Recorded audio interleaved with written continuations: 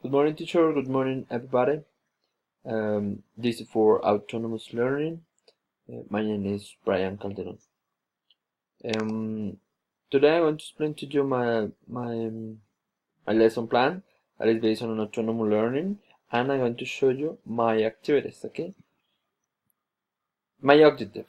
My objective is encourage the students to participate in linguistic activities to improve the communication in a second language. Yes, that's my principal objective.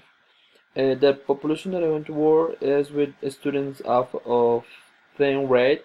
I think that is a good way to put in practice what I want to develop. Yes, my project. Okay, my first idea is that students or the teacher, sorry, the teacher will give to the students words, no normal words, controversial words. So, for example, pregnancy, law, the family, abortion.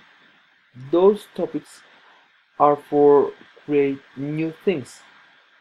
The students have to write in their notebooks a short story or history. It depends. If the student wants to write the history, they can use the reality. That's something good. But if the students want to create a story, they can use all their imagination. Yes, that's something that is good as well. Sorry too. At the end of this, the student have to create a comic that is to implement their imagination too.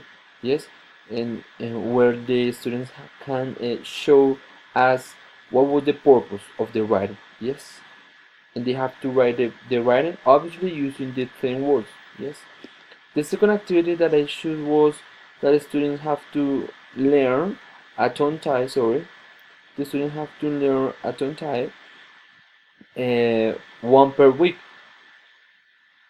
Thus, the students can learn vocabulary and they can improve their communication skills, because the idea is that a student have to tell to a classmate, and the classmate have to try to learn too.